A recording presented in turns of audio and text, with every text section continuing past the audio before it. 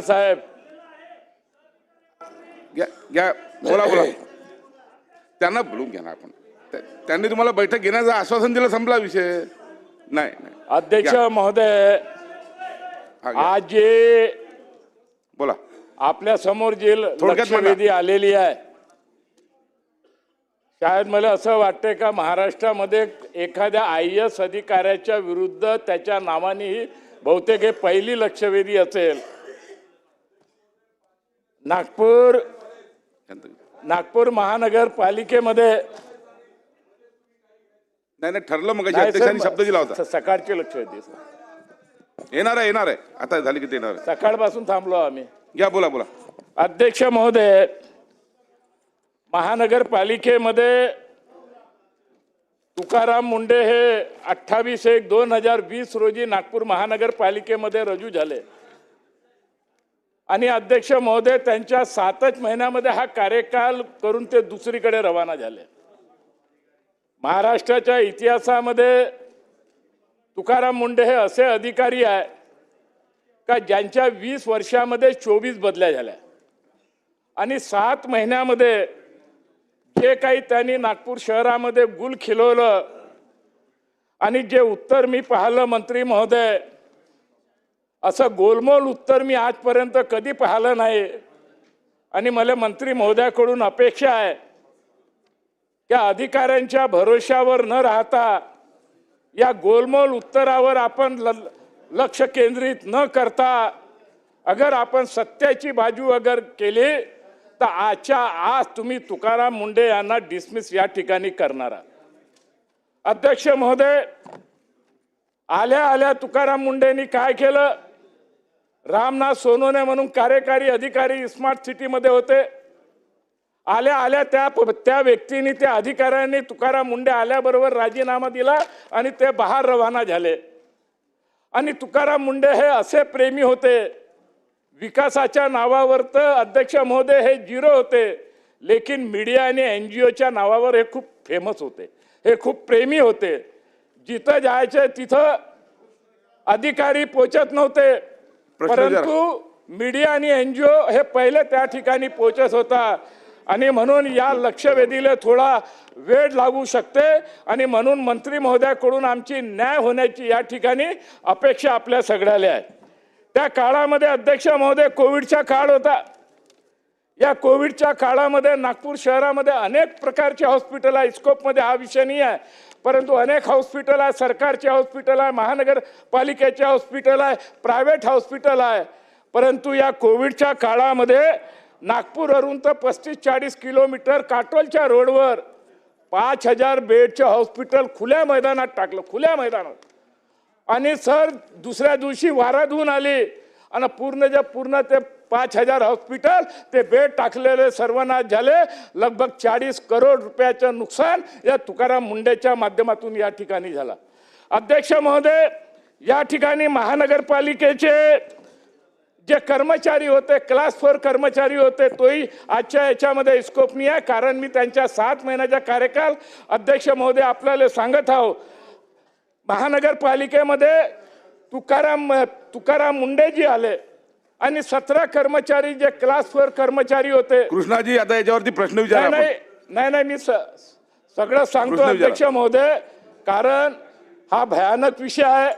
17 परिवाराला बर्बाद करण्याचं काम त्यांनी केलं आणि त्या 17 कर्मचाऱ्याची फाईल अध्यक्ष महोदय त्यांना 89 प्रमाणे बेनिफिट द्या अशा प्रकारची मूव झाली असता आणि त्यांच्याकडे गेले आणि त्या दिवशी तुकाराम मुंडे आले, त्यांनी काही पाहिलं नाही मंत्री महोदय. आणि त्या 17 कर्मचाऱ्याला डिसमिस करून टाकलं, नोकरीतून काढून टाकलं. ते बी अचंबित झाले का अचानक हे का झालं?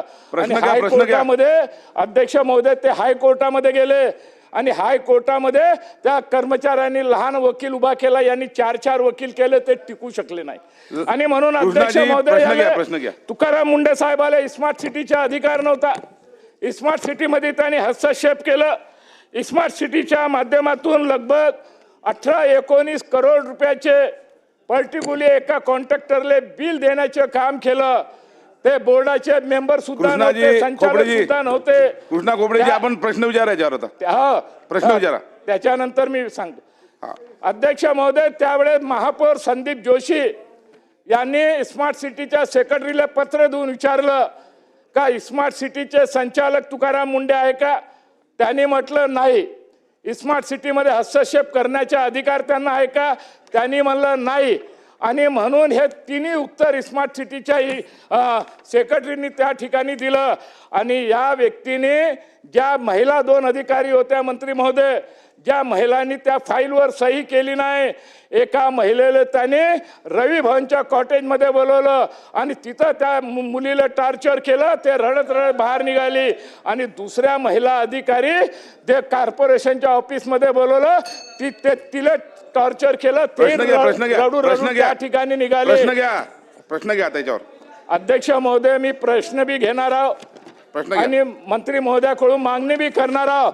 या संदर्भात अध्यक्ष महोदय, माजी महापौर संदीप जोशी साहेबांनी, अध्यक्ष महोदय, मी पहिले सांगितलंय कोणी अधिकाऱ्याचा बचाव करण्याचा प्रयत्न करू नये, कोणी अधिकाऱ्याचा बचाव करण्याचा प्रयत्न करू नये.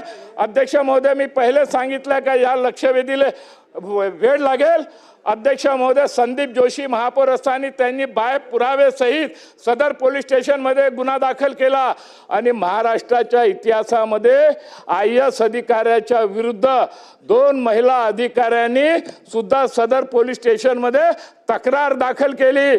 आणि तुकाराम मुंडे जो अजेंडा त्यांना बनवायला सांगते तर लिखित मध्ये सांगते इसके परिणाम गलत होंगे. अशा प्रकारची धमकी देणारा अधिकारी, अशा प्रकारचे वर्षण करणारा अधिकारी. याच्यामध्ये महिला आयोगकडे जेव्हा प्रकरण गेलं, अध्यक्ष महोदय, काल वडट्टीवार साहेबांनी क्लीन चिट दिली आहे. परंतु याच्यामध्ये तुम्ही प्रश्न विचारा, आम्ही पुढे जाऊ. प्रश्न विचारा आपल्यावरचे, या लक्षवेधीवरचे पॉइंटेड प्रश्न विचारा. अध्यक्ष महोदय, मी महिला आयोगाचं सांगतो, कारण वडट्टीवार साहेबांनी जेव्हा परवा सांगितलं, चुकीच्या माहितीच्या आधारे त्यांनी सांगितलं. आणि म्हणून महिला आयोगाने बी म्हटलंय का तुकाराम मुंडे यांनी गंभीर परिणामाची धमकी दिली होती आणि त्यामुळे ते मानसिक छळ त्या महिलांच्या त्या ठिकाणी झालेला होता. आणि म्हणून अध्यक्ष महोदय, मंत्री महोदयांना माझी विनंती आहे का या प्रकरणामध्ये, कारण हे पूर्ण प्रकरण 7 महिने ते नागपूर महानगरपालिकेमध्ये होते, स्मार्ट सिटीचा अधिकार नसताना त्यांनी दुरुपयोग केला. 7 महिन्याच्या महानगरपालिकेच्या कारभारामध्ये त्यांनी हस्तक्षेप केला. सरकारच्या ओव्हर रूल करून 17 कर्मचाऱ्याला त्यांनी काढलं. आणि म्हणून मंत्री महोदय, माझी विनंती आपल्याला आहे का या सगळ्या प्रकरणाचे पाहिलं. खोपडे साहेब, आपण प्रश्न विचारत नसाल तर मी पुढची लक्षवेधी पुकारतो. झालं ना पुढची पुकारतो मी. आपण जर प्रश्न विचारत नसाल तर. मंत्री महोदय, माझी या ठिकाणी आपल्याला विनंती आहे का तुकाराम मुंडेने जे प्रकरण या ठिकाणी केलं त्यांना तातडीने आपण डिसमिस करावं. नंबर 2 या संपूर्ण प्रकरणाची चौकशी मुख्य सचिव आणि पोलीस महासंचालकाच्या वतीने करावी. नंबर 3, जे 17 कर्मचाऱ्याला त्यांनी डिसमिस केलं ते हायकोर्टामध्ये हे करू शकले नाही. एकनाथराव शिंदे साहेबांनी अनेक वेळा मिटिंगा बोलवल्या, परंतु वेळेअभावी ते होऊ शकले नाही. आणि म्हणून हायकोर्टामध्ये आपण एफिडेव्हिट देऊ शकतो का? अध्यक्ष महोदय, सन्मान्य सदस्यांनी ज्या तुकाराम मुंडेंबद्दल या ठिकाणी ही लक्षवेधी आणलेली आहे त्या संदर्भातली काही माहिती मला आपल्या मार्फत सदनाला या ठिकाणी द्यायची आहे. स्मार्ट सिटीच्या बाबतीमध्ये तुकाराम मुंडेंची चौकशी व्हावी अशा पद्धतीची मागणी सन्मान्य सदस्यांनी केलेली आहे. परंतु त्यावेळी कोविडच्या कालावधीमध्ये तुकाराम मुंडेंनी स्मार्ट सिटीची कामं नक्की बघितली याच्याबद्दल दुमत असण्याचं काही कारण नाही. पण ती कशासाठी बघितली, का बघितली याच्यासाठी देखील एक पार्श्वभूमी होती. मुंबईचे BMCचे आयुक्त हे स्मार्ट सिटीचं हे काम बघणार होते, परंतु कोविडच्या संपूर्ण त्या वातावरणामध्ये त्यांना सांगितलेलं होतं की या संदर्भामध्ये आपण आयुक्त म्हणून ही कामं बघावी. त्याच्यानंतर त्याची ऑर्डर देखील तत्कालीन मुख्यमंत्र्यांनी काढलेली होती. काही कालावधी न काढली, पण त्याच्यानंतर मुख्यमंत्र्यांनी त्यांची ऑर्डर देखील काढलेली होती. सन्मान्य सदस्यांनी 20 कोटी रुपयाच्या बिलाचा जो या ठिकाणी उल्लेख केला त्याच्या संदर्भामध्ये 2 इन्क्वायरी त्यांच्या चालू होत्या. त्याच्यातली एक इन्क्वायरी ही पोलिसांच्या मार्फत चालू होती आणि त्या अधिकाऱ्यांनी जी माहिती घेतली, अहवाल दिला, त्याच्यामधनं देखील त्यांना क्लीन चिट मिळालेली आहे. आणि दुसरी इन्क्वायरी त्यांची चालू होती ती EOW कडनं चालू होती, आर्थिक गुन्हे शाखेकडनं, आणि त्याचा अहवाल देखील माझ्याकडे आहे.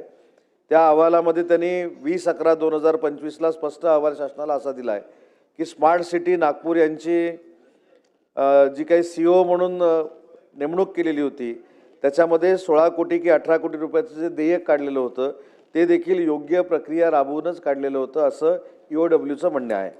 दुसरं म्हणणं आहे की सदर आर्थिक व्यवहार कंपनीने ठरावाद्वारे मंजूर केलेला आहे, त्याच्यामुळे याच्यामध्ये कुठचाही गैरव्यवहार झालेला नाही असा अहवाल EOWनं सादर केलेला आहे. दुसऱ्या 2 महिला भगिनींच्या बाबतीमध्ये सन्मान्य सदस्यांनी जो मुद्दा मांडला त्याच्यामध्ये रस्तोगी मॅडमच्या अध्यक्षतेखाली एक समिती आहे, त्याच्यामध्ये अनेक महिला वरिष्ठ अधिकारी त्याची चौकशी करतायत. ती चौकशी देखील शेवटच्या टप्प्यामध्ये आलेली आहे. तो अहवाल ज्यावेळी आपल्याकडे प्राप्त होईल त्यावेळीच आपण ती कारवाई करू शकतो. तो अहवाल प्राप्त झाल्यानंतर सन्मान्य सदस्यांनी जी भूमिका एका विषयाची मांडलेली आहे, कारण एक विषय तर तुम्हाला मी सांगितलं आर्थिक व्यवहाराच्या बाबतीमध्ये EOWने त्यांना क्लीन चिट दिलेली आहे, परंतु महिला भगिनींच्या बाबतीमध्ये जो प्रसंग घडला आहे असं सन्मान्य सदस्यांनी सांगितले. त्याची चौकशी सुरू आहे. त्याचा अहवाल 15 ते 20 दिवसामध्ये किंवा 1 महिन्यामध्ये शासनाकडे येईल आणि त्याच्यामध्ये जे काय नमूद असेल त्या पद्धतीने कारवाई केली जाईल. चला नाही दटके बोला. अध्यक्ष महोदय, नाही, दटकेला बोल. एक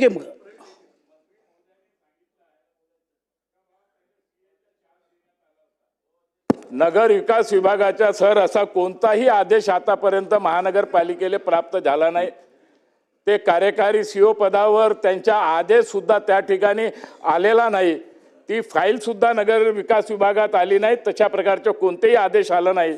अध्यक्ष महोदय, इतकं मोठं प्रकरण हे घडलं तरी या पदाले 5 वर्षा अगोदर केलेल्या भ्रष्टाचाराचे आता 20 ऑक्टोबर रोजी त्याचे आदेश त्या पदावर होते म्हणून आज हे आदेश काढणं हे कोणत्या कायद्यात बसते? अध्यक्ष महोदय, मंत्री महोदय, हे आदेश आपण तडकाफडकी पहिले हे आदेशच आपण रद्द करण्याची आवश्यकता आहे.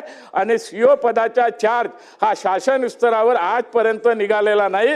हे आपल्याला जे माहिती या ठिकाणी देण्यात आलेली आहे ही टोटली चुकीची माहिती आहे. अगर अशा प्रकारचे आदेश नगर विकास विभागाने अगर काढला असेल तर ते आपण या ठिकाणी सांगावं आणि याची संपूर्ण प्रकरणाची चौकशी मुख्य सचिव आणि पोलीस महासंचालकाच्या मार्फत करावी अशी आमची विनंती. मंत्री महोदय, अध्यक्ष महोदय, मी सुरुवातीलाच सांगितलं की तुकाराम मुंढे यांनी या पदावर नक्की काम केलेलं होतं. त्याला कार्योत्तर मंजुरी देखील दिलेली गेलेली होती. तत्कालीन मुख्यमंत्र्यांची त्याच्यावर सही देखील आहे आणि त्यांनी जे काम केलेलं होतं ते काम त्यावेळेचे तत्कालीन BMCचे आयुक्त जे आहेत त्यांच्या सूचनेप्रमाणे त्यांनी काम केलेलं होतं आणि याच्यामध्ये कुठेही फाईलवर असं दिसत नाही की त्यांनी स्वतःच्या अधिकाराचा वापर करून अन्य काही केलं असं फाईलवर दिसत नाही. दुसरा मुद्दा जो मी सांगितला महिला भगिनींच्या बाबतीमध्ये, ती इन्क्वायरी राधिका रस्तोगी मॅडमच्या समितीच्या अध्यक्षतेखाली चालू आहे आणि तो समितीचा अहवाल 1 महिन्यानंतर आल्यानंतर त्याच्यामध्ये जे काही नमूद केलं आहे त्याच्यावर कारवाई होईल म्हणून सांगितलं.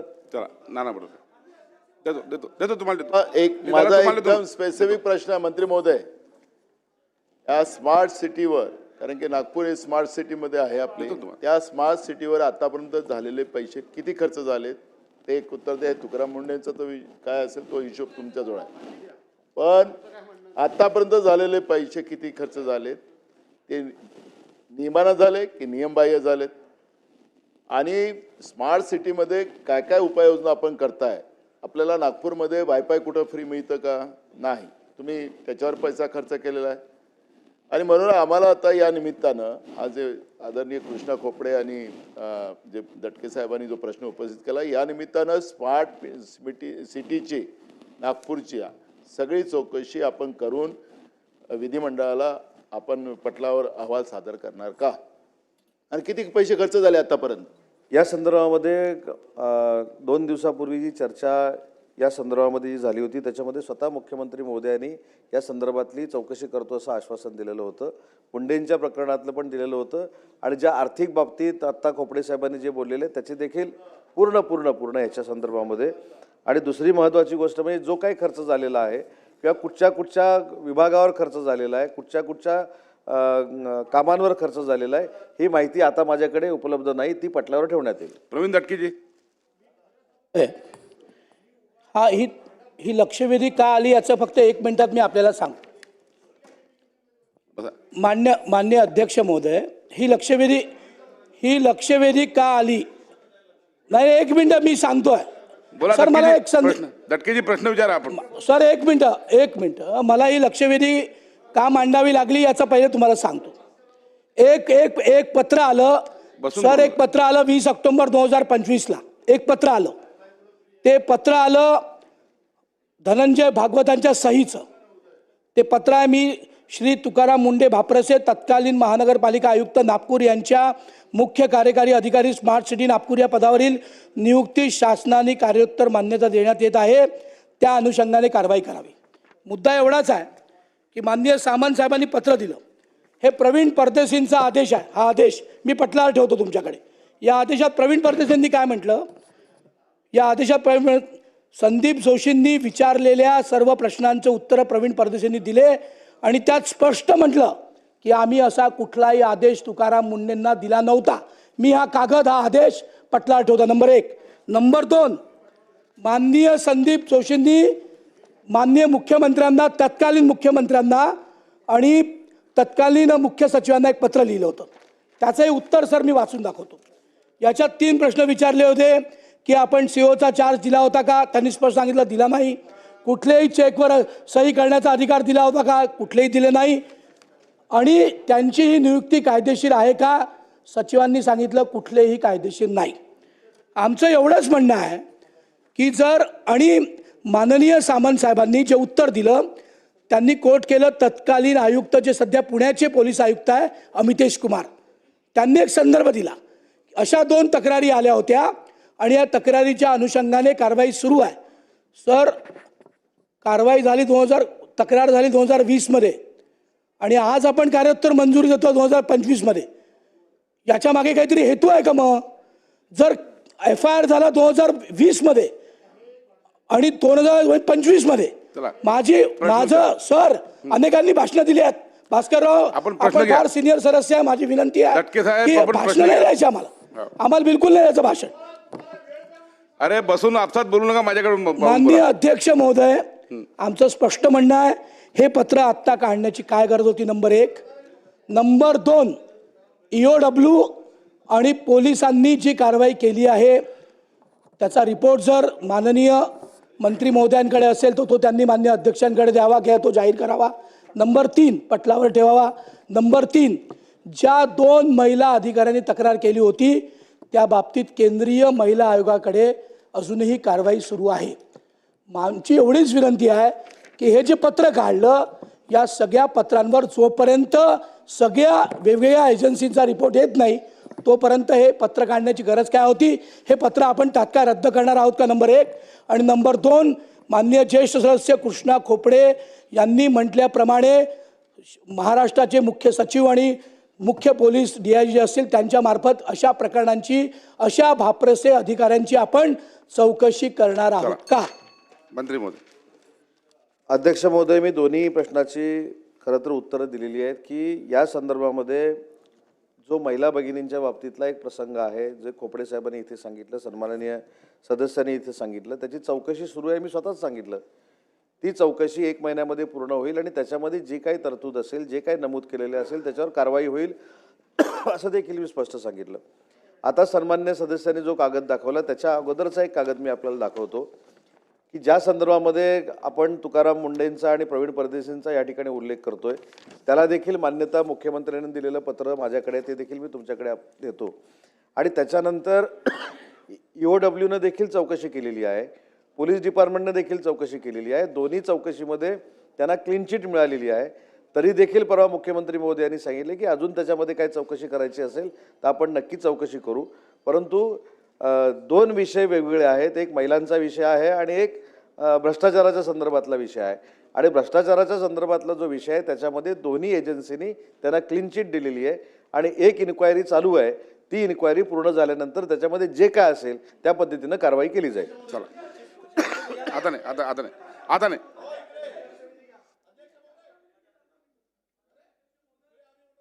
अध्यक्ष महोदय, हे जर पोलीस विभाग आणि EOWनी जर क्लीन चिट दिली आहे तर माझी मंत्री महोदयांना विनंती आहे की ती त्यांनी सभागृहाच्या पटलावर ठेवावी. एवढीच माझी आपण मंत्री महोदयांना सूचना करावी किंवा निर्देश द्यावे की ती त्यांनी पटलावर ठेवावी. EOWचा रिपोर्ट आणि पोलिसांनी केलेली जी कमिटी होती त्याचा रिपोर्ट पटलावर ठेवला जाईल. चला बोला. अध्यक्ष महोदय, लक्षवेधीच्या माध्यमातून खोपडे साहेबांनी जो विषय उपस्थित केला आणि आमच्या दटके साहेबांनी त्यावर अधिकची माहिती तिकडे उपलब्ध करून देणार आहेत. मंत्री महोदयांचं उत्तरही आपण ऐकलं. तुकाराम म्हणता म्हणता रामराम म्हणायची पाळी या सभागृहात किती वेळा तर यायची. पण काय होतं आहे की एजन्सीनं काल पण आलं, मी काल पण बोललो, आज पण बोललो. तुम्हाला तुमचं मला एक सांगा की मंत्री महोदयांनी आता या संदर्भात स्पष्टपणे सांगितलं की चौकशी केली होती तर त्यामध्ये ते निर्दोष आढळलेत. मला वाटतं आता तुम्ही हे सगळं प्रकरण CBI, ED जेवढ्या राष्ट्रीय एजन्सी आहेत ना तेवढ्याकडे हे तुकारामांचं प्रकरण पाठवून द्या आणि कुणीतरी असेल तर नाही तर स्पेशल फोर्स वगैरे नेमा आणि त्याची चौकशी करा, म्हणजे सगळे समाधान होईल. बघा, कोण दोषी असेल कारवाई झाली पाहिजे. पुढे गेलं पाहिजे आता. नाही, माझा प्रश्न आहे ना, काय सांगा. तो दोषी असेल कारवाई झाली पाहिजे. पण आपण बघा, मी मुद्दाम आता फाइंड प्रोसिजरवर आलो तर मग त्यावर वेगळी भूमिका होईल. अध्यक्ष महोदय, तो अधिकार अध्यक्ष महोदयाचा असतो, पीठासीन अधिकाऱ्यांचा असतो, माननीय अध्यक्ष महोदयांचा असतो. लक्षवेधी स्वीकारणं न स्वीकारणं. आम्ही आज लक्षवेधी पाहत आहोत. आम्ही माझ्या फाइंड प्रोसिजरच्या माध्यमातून तर नंतर मला संधी द्यावी अशी विनंती करतो. पण आज मी आत्ता तो विषय काढणार नाही, कारण आमच्या माननीय सदस्यांना वेगळं वाटेल. माझी भूमिका स्पष्ट आहे मंत्री महोदय. तुम्हाला या पलीकडे जाऊन कोणती चौकशी नेमायची आहे का ते सांगून टाका आणि एकदा या विषयावर चौकशीमध्ये जर तुकाराम मुंडे दोषी आढळत असतील तर कारवाई करून टाका. पण ज्या पद्धतीनं दोनही सदस्य आपलं म्हणणं मांडून ते त्यांच्याकडे असलेले पुरावे देत आहेत त्याची एकदा सांगून टाका ना तुम्ही की आम्ही उच्चस्तरीय चौकशी करू, काय करू. पण ते तुम्ही काय होत आहे, ते बॉल टाकतात, तुम्ही टोलवता, रन निघतच नाही, असं चाललेलं आहे. पुन्हा ते जोरानं बॉल टाकतात ताकदीनं आणि तुम्ही पुन्हा हळूच बॉल टोलवून टाकता. काहीतरी फैसला करा, संपवा विषय, ठीक आहे. अशी आमची विनंती आहे. म्हणून स्पेसिफिक तुम्ही काय आणि त्यांचे घ्या एव्हिडन्स आणि करून टाका कारवाई. आम्हाला काही कोणाच्या अधिकाऱ्यांना वगैरे भानगडीत आम्हाला पाठीशी घालायचं पाहिजे नाही. दोषी असेल तर स्पष्ट सांगा. असलेले सरकार म्हणून तुमच्याकडे कागदपत्र आहेत, एव्हिडन्स आहे आणि एकदाचा सोक्षमोक्ष करून टाका. बोला. अध्यक्ष महोदय, पुन्हा एकदा सांगतो की 2 एजन्सींनी यांची चौकशी केलेली आहे. दोन्ही एजन्सींनी यांना क्लीन चिट दिलेली आहे आणि महिलांच्या बाबतीतली जी काही इन्क्वायरी आहे ती सुरू आहे. राधिका रस्तोगींच्या समितीच्या अंडर ती चौकशी सुरू आहे. 1 महिन्यानंतर त्याचा अहवाल येईल विजय वडेट्टीवार साहेब, आणि त्या अहवालामध्ये जर त्याच्यामध्ये काही नमूद असेल त्या पद्धतीने कारवाई करू सांगितलेलंच आहे. चला, लक्षवेधी क्रमांक 5 श्रीमती देवयानी फरांदे आहेत का?